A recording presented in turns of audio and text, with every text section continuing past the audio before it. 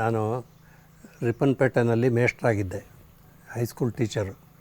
ಆವಾಗ ಈ ರಾಘವೇಂದ್ರ ಗುರೂಜಿಯವರ ಹೆಸರು ಕೇಳ್ತಾ ಇದ್ದೆ, ನೋಡಿರಲಿಲ್ಲ. ಆವಾಗ ಒಂದು ಸಲ ಸಂದರ್ಭ ಬಂತು, ಅವ್ರನ್ನ ರಿಪ್ಪನ್ಪೇಟೆ ಹೈಸ್ಕೂಲ್ಗೆ ಕರೆಸಿದ್ವಿ. ಆವಾಗ ಬಿಲ್ಡಿಂಗ್ ಕಟ್ಟಬೇಕು ಅಂತಾಯ್ತಲ್ಲಿ, ಡೊನೇಷನ್ ಕಲೆಕ್ಟ್ ಮಾಡಿ. ಆವಾಗ ಜಾಗ ನೋಡಿಕೊಟ್ರು, ಈ ಜಾಗದಲ್ಲಿ ಕಟ್ಟಿ ಅಂತಂದು ಹೇಳಿದರು. ಆವಾಗ ಅವ್ರದ್ದು ಪರಿಚಯ ಆಯಿತು ನನಗೆ. ಆಮೇಲೆ ನಾನು ನಮ್ಮ ಮನೆಗೆ ಕರಿಬೇಕು ಅಂತಂದು ಕರೆದೆ, ಅವ್ರನ್ನ ಕರೆದೆ. ಆಮೇಲೆ ಆಯಿತು ನಾ ಬರ್ತೀನಿ ಹಾಗೆ ಅಂತಂದು ಹೇಳಿದರು. ಆಮೇಲೆ ಆ ಡೇಟ್ ಕೊಟ್ಟಿದ್ದರು ಬರೋದಕ್ಕೆ. ಆ ಡೇಟಲ್ಲಿ ನಾನು ಬೆಂಗಳೂರಿಗೆ ಹೋಗ್ಬೇಕಾಯ್ತು, ಯಾವುದೋ ಟ್ರೈನಿಂಗಿಗೆ ಹೋದೆ. ಆವಾಗ ನಮ್ಮ ಅಣ್ಣಂಗೆ ಹೇಳಿದೆ, ಹೀಗೆ ಗುರೂಜಿಯವ್ರು ಹೇಳಿದ್ದಾರೆ ಬರ್ತಾರೆ, ಅವ್ರನ್ನ ಕರ್ಕೊಂಡು ಹೋಗು ನಮ್ಮ ಮನೆಗೆ ಅಂತಂದು ಹೇಳಿದೆ. ಆಮೇಲೆ ಅವನು ಬಂದ್ಬಿಟ್ಟು, ನಮ್ಮ ಅಣ್ಣ ಸಚ್ಚಿದಾನಂದ್ ಅಂತಿದ್ದರು, ಅವ್ರು ಬಂದ್ಬಿಟ್ಟು ಕರ್ಕೊಂಡು ಹೋದರು. ಕರ್ಕೊಂಡೋಗಿ ಎಲ್ಲ ಇಲ್ಲಿ ನಮ್ಮ ಮನೆಗೆ ಪರಿಚಯ ಮಾಡಿಸಿದ್ರು. ಆವಾಗ ಎಲ್ಲ ಪರಿಚಯ ಆಯಿತು. ಹಾಗಾಗಿ ಆ ಪರಿಚಯದಿಂದ ನಮ್ಮ ಗುರೂಜಿಯವರ ಸಂಪರ್ಕ ಆಗದಿಂದ ನಮ್ಮ ಮನೆಯವ್ರಿಗೆಲ್ಲರಿಗೂ ಕೂಡ ಜಾಸ್ತಿ ಆಯಿತು ಸಂಪರ್ಕ. ಆಮೇಲೆ ಅವರು ಪ್ರತಿಯೊಂದು ಸಂದರ್ಭದಲ್ಲೂ ಅವ್ರ ಗುರೂಜಿಯವರ ಮಾತನ್ನು ನಾವು ಕೇಳ್ತಾ ಇದ್ವಿ. ಹಾಗಾಗಿ ಏನು ಸಮಸ್ಯೆ ಇದ್ರೂ ಅವ್ರ ಹತ್ರಕ್ಕೆ ಹೋಗಿ ಬಗೆಹರಿಸ್ಕೊಳ್ಳೋ ಕೆಲಸ ಮಾಡ್ತಾಯಿದ್ವಿ. ಹಾಗಾಗಿ ಅವರ ಇದು ಸಂಪರ್ಕ ಇನ್ನೂ ಹತ್ತಿರ ಬಂತು. ಹಾಗಾಗಿ ಆಮೇಲೆ ಒಂದು ಸಲ ಅವರು ಪುಣ್ಯಸ್ಥಳದಲ್ಲಿ ಒಂದು ಯಾಗ ಮಾಡಿದರು. ಯಾಗ ಮಾಡಿದ್ದ ಇದರಲ್ಲಿ ಸಂದರ್ಭದಲ್ಲಿ 77ರಲ್ಲಿ ಯಾಗ ಮಾಡಿದರು. ಆ ಸಂದರ್ಭದಲ್ಲಿ ನಾನು ನಮ್ಮ ದೊಡ್ಡ ಮಗ, ಅವನು ಚಿಕ್ಕ ಮಗು ಇನ್ನೂ, ಅವನನ್ನು ಕರ್ಕೊಂಡು ನಾನು ನಮ್ಮ ಮನೆಯವರು ಇಬ್ಬರು ಹೋದ್ವಿ. ಅಲ್ಲಿಗೆ ಹೋಗಿ ಬೆಳಗ್ಗಿನಿಂದ ಸಂಜೆವರೆಗೂ ಕೂಡ ಅಲ್ಲಿ ಇದ್ವಿ. ಅವರ ಅಲ್ಲಿ ಕಾರ್ಯಕ್ರಮಗಳನ್ನು ನೋಡ್ತಾ. ಆಮೇಲೆ ಒಂದು ಉಪ್ಪಿಟ್ಟು ತಗೊಂಡೋಗಿದ್ವಿ. ಅಲ್ಲಿ ಊಟ ಮಾಡೋದಕ್ಕೆ ಇದು ಮಾಡಲಿಲ್ಲ, ಉಪ್ಪಿಟ್ಟು ತಗೊಂಡೋಗಿದ್ವಿ. ಒಂದು ಕಡೆ ಕೂತ್ಕೊಂಡು ಚಾನಲ್ ಹತ್ರಕ್ಕೆ ಅಲ್ಲಿ ಉಪ್ಪಿಟ್ಟು ತಿನ್ಕೊಂಡು ಮಗನಿಗೆ ಹೋಗಿ ತಿನ್ನಿಸಿ ಇದು ನೋಡ್ಕೊಂಬಿಟ್ಟು ಬಂದ್ವಿ. ಅಲ್ಲಿ ಇದು ಇವತ್ತು ಕಣ್ಣಲ್ಲಿ ಕಟ್ಟಿದಂಗಿದೆ. ಇದು ಯಾಗ ಮಾಡಿದ್ದು ಏನು ಶಿವಮೊಗ್ಗದಿಂದ ಎಲ್ಲ ಬಸ್ಗಳನ್ನು ಕೂಡ ಯಾವ ಪರ್ಮಿಟ್ ಇಲ್ಲ, ಏನಿಲ್ಲ. ಇದಕ್ಕೆ ಹೋಗಿ ಪುಣ್ಯಸ್ಥಳಕ್ಕೆ ಹೋಗಿ ಸುತ್ತರಿದು ಬರ್ತಾಯಿದ್ವು. ಆ ಥರ ಇತ್ತು. ಭಾಳ ದೊಡ್ಡ ಪ್ರಮಾಣದಲ್ಲಿ ಯಾಗ ಮಾಡಿದರು. ಇವತ್ತಿನ ದಿವಸ ಆ ಒಂದು ಯಾಗದ ಜಾಗ ನೋಡಿದರೆ ಪುಣ್ಯಸ್ಥಳ, ಆಗಿನ ನಾವು ಪುಣ್ಯಸ್ಥಳದ ಜಾಗನ ನೋಡ್ಕೊಂಬಂದಿದ್ವಿ. ಇವತ್ತು ನೋಡಿದರೆ ಆಶ್ಚರ್ಯ ಆಗುತ್ತೆ. ಅಲ್ಲಿರೋ ದೇವಸ್ಥಾನಗಳು ಅದೆಲ್ಲ ನೋಡಿ ಸುಮಾರು 21 ದೇವಸ್ಥಾನಗಳನ್ನು ಕಟ್ಟಿಸಿ ಮಾಡಿದ್ದಾರೆ.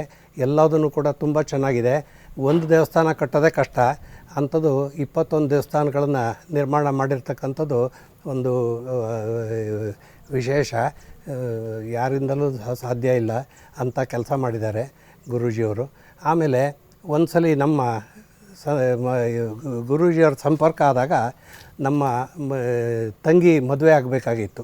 ಮದುವೆ ಸಂದರ್ಭದಲ್ಲಿ ಯಾರೋ ಹೇಳಿದರು, ಗುರೂಜಿಯವ್ರ ಹತ್ರಕ್ಕೆ ಪ್ರಾರ್ಥನೆ ಮಾಡ್ಕೊಳ್ಳಿ, ನಿಮ್ಮ ಕೆಲಸ ಸರಾಗವಾಗಿ ಆಗುತ್ತೆ ಅಂತ. ಆಮೇಲೆ ಅವರು ಗರ್ತಿಕೆರೆ ಅಂತ ಅಲ್ಲಿ ಒಂದು ಆಶ್ರಮ ಇದೆ, ದೇವಸ್ಥಾನ ಇದೆ, ರಾಘವೇಂದ್ರ ಸ್ವಾಮಿ ಟೆಂಪಲ್ಲು. ಅಲ್ಲಿಗೆ ಬಂದಿದ್ದರು. ಅಲ್ಲಿಗೆ ನಮ್ಮ ತಾಯಿ ನಮ್ಮ ಮಗಳನ್ನ ತಂಗಿನ ಕರ್ಕೊಂಡು ಅಲ್ಲಿಗೆ ಹೋದರು. ಹೋಗ್ಬಿಟ್ಟು ನಮಸ್ಕಾರ ಮಾಡಿಬಿಟ್ಟು, ಹೀಗೆ ಗುರುಗಳೇ ತೊಂದರೆ ಆಗಿದೆ, ನಮಗೆ ಮದುವೆ ಮಾಡಬೇಕು, ಹೇಗೋ ಏನೋ ಮುಗ್ಗಟ್ಟು ಜಾಸ್ತಿ ಇದೆ ಅಂತಂದು ಪ್ರಾರ್ಥನೆ ಮಾಡ್ಕೊಂಡಿದ್ದಕ್ಕೆ ಅವರು ಮಂತ್ರಾಕ್ಷತೆ ಕೊಟ್ಟು, ನೋಡಮ್ಮ ಸಲೀಸಾಗಿ ಮದುವೆ ಆಗುತ್ತೆ, ಏನೂ ತೊಂದರೆ ಇಲ್ಲ, ಹೋಗು ನೀನು, ಮಂತ್ರಾಕ್ಷತೆ ಕಾಪಾಡುತ್ತೆ ನಿಮಗೆ ಅಂತಂದು ಹೇಳಿ ಕಳಿಸಿದ್ರು. ಅದೇ ಥರನೇ ಮದುವೆ ಸಲೀಸಾಗಿ ಆಗೋಯ್ತು ಮನೆಯಲ್ಲಿ. ಆಮೇಲೆ ಪ್ರತಿಯೊಂದು ಸಂದರ್ಭದಲ್ಲೂ ನಾವು ಗುರೂಜಿಯವರನ್ನು ನಮ್ಮ ಮನೆಯಲ್ಲೇ ಗುರೂಜಿಯವರು ಮಾತು ಅಂತಂದರೆ ಒಂದು ಸಲ ನಮ್ಮ ಮನೆಗೆ ಕರೆಸಿದ್ವಿ ಗುರೂಜಿಯವರನ್ನು. ನಮ್ಮ ತಂದೆ ಇದು ಮಾಡಿ ಕರೆಸಿದ್ವಿ. ಆವಾಗ ಇವರು ಗುರೂಜಿಯವರು ಅಲ್ಲಿಗೆ ಬಂದ್ಬಿಟ್ಟು ಇಲ್ಲಿ ಎಲ್ಲ ನಮ್ಮ ಜಮೀನು ಇದೆಲ್ಲ ಇಲ್ಲಿಗೆಲ್ಲ ಕರ್ಕೊಂಬಂದಿದ್ವಿ. ಎಲ್ಲ ಓಡಾಡ್ಬಿಟ್ಟು ಈ ಮನೆಗೂ ಬಂದಿದ್ದರು. ಬಂದ್ಬಿಟ್ಟು ಇಲ್ಲಿ ಇದು ಮಾಡಿ ಆಮೇಲೆ ಒಂದು ಇಲ್ಲಿ ಇದಿತ್ತು, ಕಲ್ಲು ಮುಳ್ಳು ಎಲ್ಲ ಇದಿತ್ತು. ಅದಕ್ಕೆ ನಾನು ಆ ಕಡೆ ಗದ್ದೆಗೆ ಪೂರ್ತಿ ಬರೋಲ್ಲ, ನಾನು ಒಂದು ಸಲ ನಿಮ್ಮ ಜಮೀನು ಎಲ್ಲಿಗೆ ಬರುತ್ತೋ ಅಲ್ಲಿ ತನಕ ದೃಷ್ಟಿ ಹಾಯಿಸ್ತೀನಿ, ನೀನು ಮಾಡ್ಕೊಂಡು ಹೋಗು, ಎಲ್ಲ ಒಳ್ಳೆಯದಾಗತ್ತೆ ಅಂತಂದು ಹೇಳಿದರು. ಅವರು ಹೇಳಿರ್ತಕ್ಕಂಥ ಮಾತು ಶತಸಿದ್ಧ. ಇವತ್ತಿನ ದಿವಸ ಆವತ್ತಿನ ದಿವಸ ನಮಗೆ ಒಂದು 800 ಗ್ರಾಮ್ ಅಡಿಕೆ ಆಗಿತ್ತು ಆ ವರ್ಷದಲ್ಲಿ. ಇವತ್ತಿನ ದಿವಸ 70 ಕ್ವಿಂಟಾಲ್ ಅಡಿಕೆಗೆ ಇದು ನಾವು ರೈಸ್ ಆಗಿದ್ದೀವಿ. ನಮ್ಮ ಆರ್ಥಿಕ ಪರಿಸ್ಥಿತಿನೂ ಕೂಡ ಉತ್ತಮವಾಗಿದೆ ಅಂಥೇಳಿ ಹೇಳೋಕ್ಕೆ ಇಷ್ಟಪಡ್ತೀನಿ.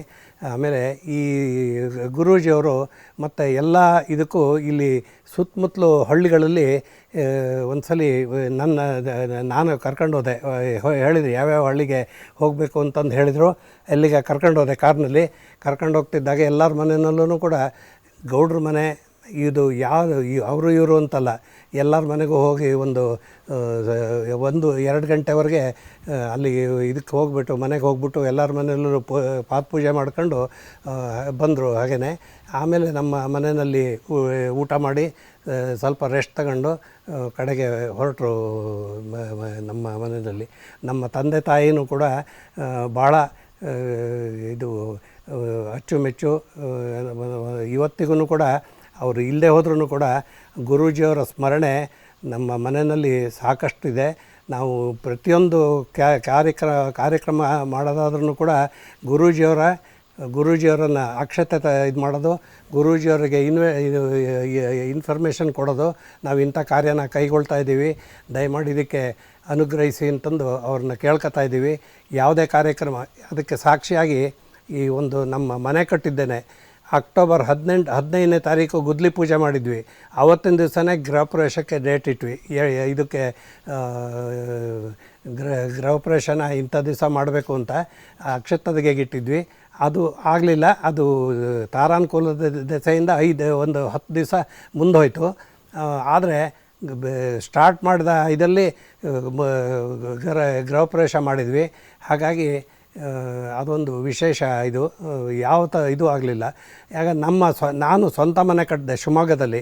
ಅದಕ್ಕೂ ಕೂಡ ಒಂದು ದಿವಸ ನಾನು ನಮ್ಮ ಭಾವ ನಾರಾಯಣಮೂರ್ತಿ ಅಂತಿದ್ದರು, ಅವರ ಜೊತೆಗೆ ಹೋಗಿದ್ವಿ. ಪುಣ್ಯಸ್ಥಳಕ್ಕೆ ಹೋದಾಗ ಪ್ಲ್ಯಾನ್ ತಗೊಂಡೋಗಿದ್ದೆ, ಗುರೂಜಿಯವ್ರಿಗೆ ತೋರಿಸ್ಕೊಂಬಿಟ್ಟು ಬರೋಣ ಅಂತ. ಅವರು ಪ್ಲ್ಯಾನ್ ಇಟ್ಕೊಂಡು ನೋಡಿ ಪೂರ್ವ ದಿಕ್ಕಿಗೆ ಬಾಗಿಲು ಬರುತ್ತೆ, ಎಲ್ಲ ಚೆನ್ನಾಗಿದೆ, ಇದು ಹಾಕಿ ಗುರ್ತು ಹಾಕ್ಬಿಟ್ಟು 26ನೇ ತಾರೀಕು ಗುದ್ಲಿ ಪೂಜೆ ಮಾಡು ಅಂದರು. ಅಕ್ಟೋಬರ್ ತಿಂಗಳಲ್ಲಿ ಹೋಗಿದ್ದು ನಾವು. 26ನೇ ತಾರೀಕು ಪೂಜೆ ಮಾಡು ಅಂದರು. ನಾನು ಗುರೂಜಿಯವರೇ ನಾನು ಏನು ವ್ಯವಸ್ಥೆ ಮಾಡ್ಕೊಂಡಿಲ್ಲ ಅಂದೆ. ನೀನೇನು ಮಾಡೋದು ಬೇಡ, ವ್ಯವಸ್ಥೆ ಆಗುತ್ತೆ ತನಗೆ ತಾನೇ, ನೀನು ಇದು ಮಾಡು ಅಂತಂದರು. ಆಮೇಲೆ ನಾನು ಗುದ್ಲಿ ಪೂಜೆ 26ನೇ ತಾರೀಕು ಮಾಡಿದೆ. 26ನೇ ತಾರೀಕು ಮಾಡಿದ ಮೇಲೆ ಕ್ಯಾನ್ಫಿನ್ ಹೋಮ್ಸಲ್ಲಿ ದುಡ್ಡು ಇದು ಲೋನ್ ಅಪ್ಲೈ ಮಾಡು ಸಿಗತ್ತೆ ಅಂತಂದಿದ್ರು ಅವರು. ನಾನು ಅದು ಬಿಟ್ಟು ಬಾಕಿ ಎಲ್ಲ ಎಲ್ಲೆಲ್ಲಿ ಸಿಗುತ್ತೋ ಎಲ್ಲದಕ್ಕೂ ಕೂಡ ಅಪ್ಲೈ ಮಾಡ್ತಾಯಿದ್ದೆ. ಎಲ್ಲೂ ಕೂಡ ನನಗೆ ಆಗಲಿಲ್ಲ. ಕಡೆಗೆ ಕ್ಯಾನ್ಫಿನ್ ಹೋಮ್ಸಿಗೆ ಅಪ್ಲೈ ಮಾಡಿದೆ, ಸಿಕ್ತು ಲೋನು 1 ಲಕ್ಷ. ಆವಾಗ 1,65,000 ಆಗಿತ್ತು ನನಗೆ ಶಿವಮೊಗ್ಗ ಮನೆ. ಅದು ಗುರೂಜಿಯವರ ಅನುಗ್ರಹದಿಂದ ಇದಾಯಿತು. ಪ್ರತಿಯೊಂದು ಇದಕ್ಕೂ ನಾನು ವಾಸ್ತು ಬಾಗಿಲಿಡೋದಕ್ಕೆ ಪ್ರತಿಯೊಂದಕ್ಕೂ ಕೂಡ ಅವರ ಅನುಗ್ರಹ ತಗೊಂಡೆ ನಾನು ಇದು ಮಾಡ್ತಾಯಿದ್ದೆ, ಮುಂದುವರಿತಾ ಇದ್ದೆ. ಹಾಗಾಗಿ ಗುರೂಜಿಯವರ ಸಂಪರ್ಕ ಇವತ್ತಿಗೂ ಕೂಡ ಆಗಿನ ಇಂದಲೂ ಇವತ್ತಿನವರೆಗೂ ಕೂಡ ಸಂಪರ್ಕ ಇದ್ದೇ ಇದೆ. ಈಗಿನ ಪುಣ್ಯಸ್ಥಳದಲ್ಲಿ ನಾವು ಹೇಳ್ತಾ ಇರ್ತೀವಿ, ಪುಣ್ಯಸ್ಥಳಕ್ಕೆ ಹೋಗೋದು ಅಂತಂದರೆ ಭಾಳ ಖುಷಿ, ಅಲ್ಲಿಂದ ಬರೋದು ಅಂತಂದರೆ ಒಂಥರ ನಿಧಾನಕ್ಕೆ ಬರೋ ಇದಾಗುತ್ತೆ. ಆಮೇಲೆ ಪುಣ್ಯಸ್ಥಳದಲ್ಲಿ ಈಗ ಎಲ್ಲ ಇದನ್ನು ಕೂಡ ಅವರ ಇದ್ದಾಗ ಯಾವ ರೀತಿ ಇತ್ತೋ ಅದೇ ಥರನೇ ಈಗಲೂ ಕೂಡ ವ್ಯವಸ್ಥೆ ಇದೆ. ಅಲ್ಲಿ ಪ್ರತಿಯೊಂದನ್ನು ಕೂಡ ವ್ಯವಸ್ಥೆ ಮಾಡಿದ್ದಾರೆ. ಇನ್ನೂ ಸ್ವಲ್ಪ ಇಂಪ್ರೂವ್ಮೆಂಟ್ ಆಗಿದೆ. ಹಾಗಾಗಿ ನೋಡೋದಕ್ಕೆ ಚೆನ್ನಾಗಿ ಇದಾಗುತ್ತೆ. ಆಮೇಲೆ ಇದು ನಾವು ಗುರೂಜಿಯವರು ಇಲ್ಲ ಅಂತಂದು ಆದ್ರೂ ಕೂಡ ಭೌತಿಕವಾಗಿ ಅವ್ರನ್ನ ನೋಡೋದಕ್ಕಾಗದೆ ಹೋದ್ರೂ ಅವರ ಇದಕ್ಕೆ ಹೋಗ್ತಿದ್ದಾಗೇ ಅವರ ರೂಮ್ಗೆ ಹೋಗಿ ಅವರ ಪಾದಕ್ಕೆ ಮುಟ್ಟಿ ನಮಸ್ಕಾರ ಮಾಡಿ ಗುರೂಜಿಯವ್ರು ನೋಡಿಬಿಟ್ರೆ ಒಂದು ಸಲ ನಮಗೆ ಒಂಥರ ಅವರು ಇದ್ದ ನೆನಪೇ ಆಗುತ್ತೆ. ಆಮೇಲೆ ನಮ್ಮ ಮನೆಯಲ್ಲಿ ನಾವು 5 ಜನ ಅಣ್ಣ ತಮ್ಮಂದಿರು, 4 ಜನನೂ ಕೂಡ ಎಲ್ಲ ನನ್ನಿಂದನೇ ಗುರೂಜಿಯವರ ಸಂಪರ್ಕ ಎಲ್ಲರಿಗೂ ಕೂಡ ಆಯಿತು. ಅದು ನಮ್ಮ ತಂದೆ ತಾಯಿಗೂ ಅಷ್ಟೇ ಹೇಳ್ಬೋದು ಅಂತಂದು ಆ ಥರ ಸಂಪರ್ಕ ಆಯಿತು ಅಂತ. ಆವಾಗ ಆ ಸಂಪರ್ಕ ಆದಾಗಿನಿಂದ ಗುರೂಜಿಯವರ ಮಾತು ಅಂತಂದ್ಬಿಟ್ರೆ ಎಲ್ಲರಿಗೂ ಕೂಡ ವೇದವಾಕ್ಯ, ಎಲ್ಲರೂ ಕೂಡ ಒಪ್ತಾಯಿದ್ರು. ಗುರೂಜಿಯವರಿಗೆ ಈ ದೊಡ್ಡವರು ಚಿಕ್ಕವರು ಅಥವಾ ಶ್ರೀಮಂತರು ಬಡವರು ಅಂತನೋ ಇದಲ್ಲ, ಯಾರೇ ಹೋದ್ರೂ ಕೂಡ ಅವರು ಒಂದು ಮಾತು ಹೇಳೋರು ಆಶ್ರಮದಲ್ಲಿ, ನನಗೆ ನೋಡಪ್ಪ, ನನಗೆ ಎಲ್ಲ ಕೈ ಮುಗಿತಾರೆ, ನಾನು ದುಡ್ಡು ಕೊಡಿ ಅಂತಂದು ಕೇಳಲ್ಲ, ಅವರ ಜನಗಳನ್ನೇ ಇದು ಮಾಡ್ತಾಯಿದ್ದೀನಿ, ಅವರೇ ಆಸ್ತಿ ಹಾಗೆ ಅಂತ. ಆಮೇಲೆ ಅವ್ರ ನಂತರ ಕೇಶವಮೂರ್ತಿ ಒಬ್ಬರಿದ್ದರು, ಅವರ ತಮ್ಮ, ಅವ್ರು ಹೇಳೋರು, ಗುರೂಜಿಯವರಿಗೆ ಕಾಲಿಗೆ ಬಿದ್ದು ದುಡ್ಡು ಕೊಡ್ತಾರೆ, ನನಗೆ ಕಾಲಿಗೆ ಬೀಳ್ತೀನಿ ಅಂತಂದ್ರು ಯಾರೂ ದುಡ್ಡು ಕೊಡೋಲ್ಲ ಹಾಗೆ ಅಂತಂದು ಹೇಳೋರು. ಈ ಗುರೂಜಿಯವರ ಆಶೀರ್ವಾದ ನಮ್ಮ ಮೇಲೆ ಸದಾ ಇರುತ್ತೆ ಅಂತಂದು ನಮ್ಮ ಅನಿಸಿಕೆ.